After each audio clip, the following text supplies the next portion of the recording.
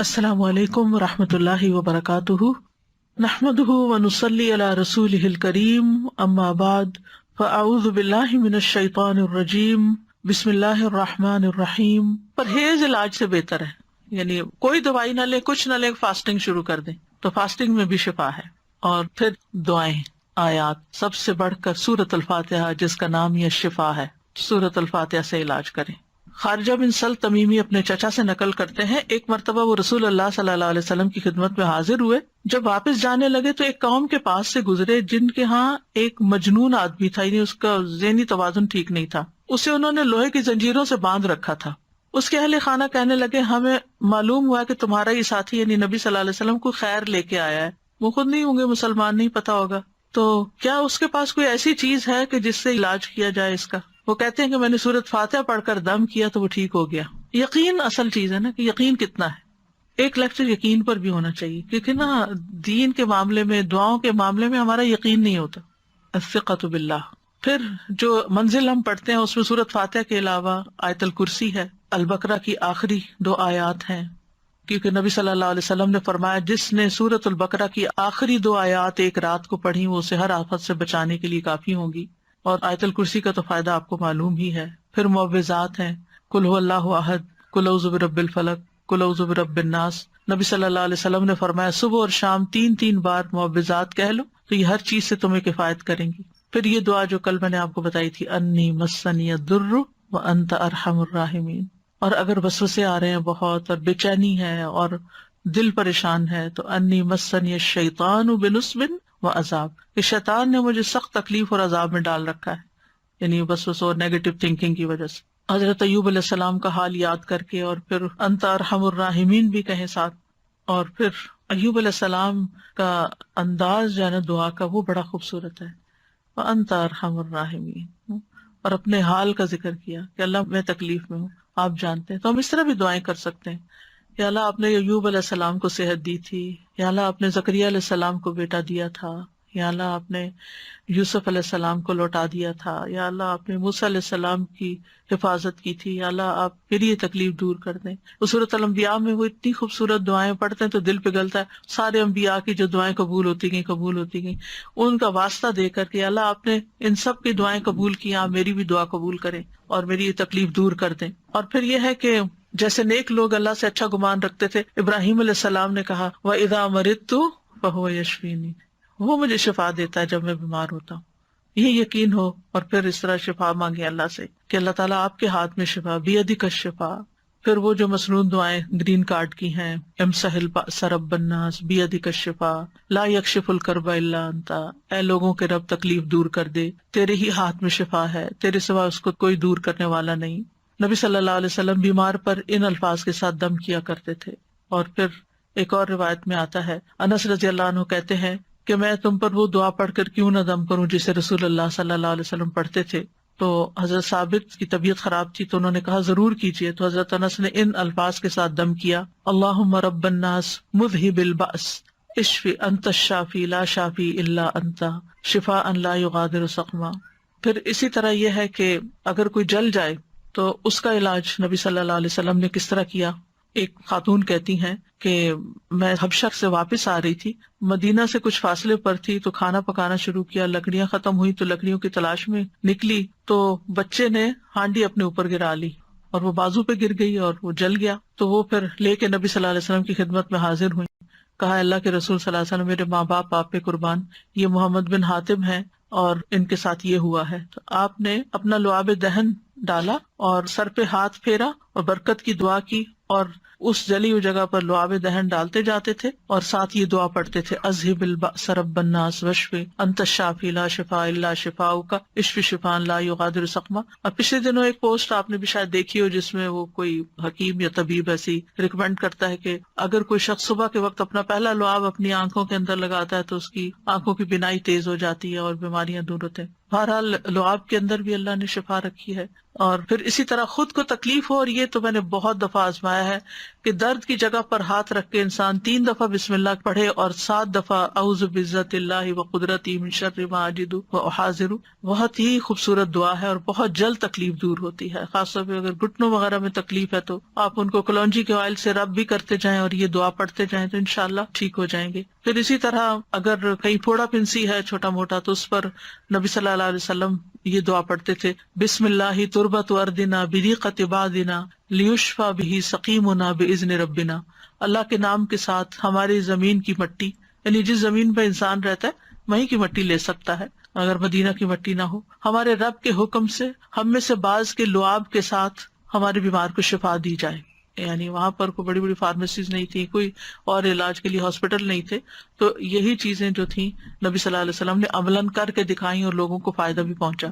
تو نبی صلی اللہ علیہ وسلم کسی کے جسم پر کوئی پھوڑا، کوئی زخم، کوئی تکلیف ہوتی تو لعاب کے ساتھ مٹی لگا کے اس جگہ پر لگا دیتے تھے. اور راکھ کا لگانا جو ہے، آپ صلی اللہ علیہ وسلم کو جب جنگ احد میں آپ کو تکلیف پہنچی تھی تو حضرت فاطمہ نے چٹائی جلا کے اس کی راکھ جو تھی وہ وہاں لگا کے تو پٹی کی تھی، تو اس میں بھی اللہ تعالیٰ نے شفا رکھی ہے.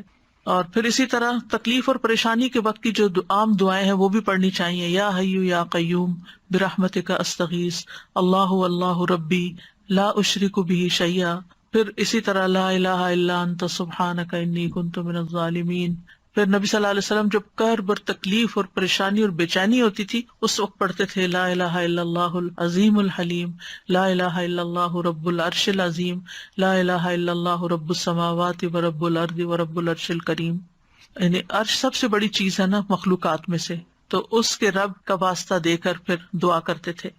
پھر اسی طرح عافیت کی دعائیں بھی مانگنی چاہیے کہ اللہ تعالیٰ بیماریوں سے محفوظ رکھ، خاص طور پر جب کوئی وبا وغیرہ پھیلی ہو یا آپ کسی بیمار کو دیکھیں یا ہاسپٹل میں جائیں یا کسی کی تیمارداری کرنے جائیں. ویسے بھی صبح شام 3 دفعہ اللہم عافنی فی بدنی، اللہم عافنی فی سمعی، اللہم عافنی فی بصری، لا الہ الا انت. پھر اللہم انی اعوذ بک من زوال نعمتک وتحول عافیتک وفجاءۃ نقمتک وجمیع سخطک. اے اللہ بے شک میں تیری پناہ لیتا ہوں اس بات سے کہ تیری دی ہوئی کوئی نعمت مجھ سے چھن جائے اور تیری دی ہوئی عافیت پلٹ جائے اور کوئی ناگہانی عذاب آ جائے، اور میں تیری تمام ناراضگیوں سے تیری پناہ لیتا ہوں. اور پھر اللہم انی اعوذ بک من جہد البلاء ودرک الشقاء وسوء القضاء وشماتۃ الاعداء. اے اللہ بے شک میں تیری پناہ مانگتا ہوں سخت مصیبت، بدبختی لاحق ہونے، بری تقدیر اور دشمنوں کے خوش ہونے سے. پھر اسی طرح اللہم انی اعوذ بک من السمم والبکم والجنون والجذام والبرص وسیء الاسقام. اے اللہ بے شک میں بہرے پن، گنگے پن، پاگل پن، کوڑ، برس اور تمام بری بیماریوں سے تیری پناہ مانگتا ہوں. اور پھر اللہم انی اعوذ بک من الہم والحزن والعجز والکسل والجبن والبخل وغلبۃ الدین وقہر الرجال. اخلاقی بیماریوں سے، روحانی بیماریوں سے نجات. اے اللہ میں تیری پناہ مانگتا ہوں دکھ، غم، عاجزی، سستی، بخل، بزدلی، قرضداری کے بوجھ اور لوگوں کے اپنے اوپر غلبے سے. پھر اعوذ بکلمات اللہ التامات من شر ما خلق. ہر طرح کے شر سے اللہ تو مجھے بچا لے. جہاں بھی انسان جائے، کسی شہر میں جائے، کسی جگہ پر جائے، پلین میں ہو، کہیں پر آپ انٹر ہو، بینک میں، اسکول میں، تو 3 دفعہ اگر آپ یہ پڑھ لیں کوئی چیز آپ کو نقصان نہیں دیتی. کیونکہ انسان کو ڈر ہوتا ہے نا کہیں وائرسز ہوں گے، اور خاص طور پر آج کل کے سیناریو میں. پھر اعوذ بکلمات اللہ التامات من کل شیطان وہامۃ ومن کل عین لامۃ. یعنی لوگوں کی گیدرنگ میں جائیں، آپ کو ڈر ہوتا ہے کہ نظر نہ لگ جائے، کوئی اور اسی طرح کی چیز. یہ دعا بھی بہت فائدے کی ہے، ویسے بھی پڑھنی چاہیے. اور پھر شیطانی وسوسے سے اگر بہت نیگیٹو تھنکنگ ہو رہی ہو اور بہت برے برے خیالات آ رہے ہوں، کسی کے بارے میں کوئی بات بہت بری ستا رہی ہو، تو اعوذ بکلمات اللہ التامات من غضبہ وعقابہ وشر عبادہ ومن ہمزات الشیاطین وان یحضرون. خاص طور پہ برا خواب آنے کے بعد اگر دل پہ بار بار پریشانی کا خیال آ رہا ہے، بار بار آ رہا ہے، تو اس کو بھی جھٹکنے کے لیے یہ دعا پڑھی جا سکتی. تو اللہ تعالیٰ محفوظ رکھیں گے. بس آخر میں چند موٹی موٹی باتیں کہ اگر آپ کسی بیمار کے پاس جائیں تو کن چیزوں کا خیال رکھیں، کیونکہ مریضوں کی عادت کا حکم دیا گیا ہے، کیونکہ اس سے انسان کو اپنی نعمتیں یاد آتی ہیں اور انسان کو آخرت کی یاد آتی ہے. اور مسلمان کی عادت جو ہے وہ دوسرے مسلمان پر حق ہے، خاص طور پر اگر کوئی قریبی لوگوں میں سے ہو. نبی صلی اللہ علیہ وسلم نے فرمایا جب کوئی شخص اپنے کسی مسلمان بھائی کی عادت کرتا ہے تو وہ جنت کے باغات میں چلتا ہے یہاں تک کہ بیٹھ جائے. اس کے بیٹھنے پر اللہ کی رحمت اسے ڈھانپ لیتی ہے.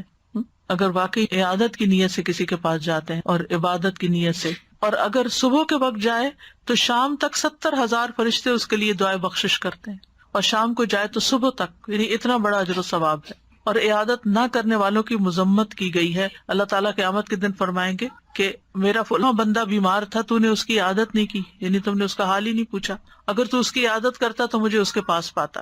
عیادت کرتے وقت اسے اجر کی خوشخبری دی جاتی ہے، اور مریض کو دعا دے کر خوش کریں، ہو سکے اس کو دم کر دیں اور دعا کا کارڈ دے دیں، کوئی بھی ایسی چیز اس کو بتائیں کہ یہ بیماری اس کے درجات کی بلندی کا ذریعہ، اچھی باتیں کریں، حوصلہ افزائی کریں، غم گساری کریں۔ اور عیادت کے وقت کی دعاؤں میں لا بأس طہور انشاءاللہ، کوئی بات نہیں، ٹھیک ہو جاؤ گے، سب صاف ہو جائے گا۔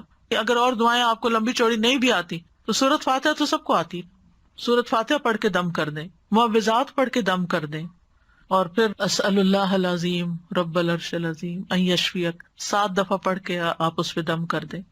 نبی صلی اللہ علیہ وسلم نے فرمایا جو مسلمان کسی بیمار کی عیادت کے لیے اس کے پاس آئے جس کی موت کا وقت نہ آیا ہو، اور 7 مرتبہ یہ پڑھے تو اللہ تعالیٰ اس کو شفا عطا کر دیتا ہے۔ تو یہ بیمار کے لیے پڑھنی چاہیے۔ پھر اللہم اشف فلان، اگر دور بیٹھے ہیں تو دور سے دعائیں کر دیں، اور دیگر بھی اذہب البأس اور مذہب البأس، اور یہ ساری دعائیں جو پہلے میں آپ کو بتا چکی ہوں دیگر بیماریوں کے علاج میں، یہ دعائیں گرین کارڈ پہ لکھی ہوئی ہیں، ان سب کا بھی، یعنی اگر آپ کے پاس زبانی یاد نہیں تو دیکھ کے بھی آپ ان کو پڑھ سکتے ہیں۔ اور ساتھ اپنے لیے بھی ایک دعا مانگیں کہ اللہ مجھے اس سے عافیت میں رکھنا، یعنی الحمدللہ الذی عافانی مما ابتلاک بہ وفضلنی علی کثیر ممن خلق تفضیلا۔ تو حدیث میں آتا ہے کہ جو یہ پڑھے گا اس مصیبت سے محفوظ رہے گا جس میں دوسرا مبتلا ہے۔ تو اللہ تعالیٰ ہمیں بیماریوں میں اور ساری تکلیفوں میں درست رویہ اختیار کرنے کی توفیق دے، اور سنت کے مطابق علاج بھی اور بہیو کرنے کی توفیق دے، جس سے اللہ تعالیٰ راضی ہو جائے۔ یہ ایک باری امتحان ہے، اس امتحان کو پاس کرنا ضروری ہے، اور پاس کرنے پر بہت بڑے درجات ہیں، اور اگر انسان اس پر ناکام ہو جاتا ہے تو دنیا میں بھی تکلیف اور آخرت کی بھی تکلیف۔ وآخر دعوانا ان الحمد للہ رب العالمین۔ سبحانک اللہم وبحمدک، اشہد ان لا الہ الا انت، استغفرک واتوب الیک۔ السلام علیکم ورحمۃ اللہ وبرکاتہ۔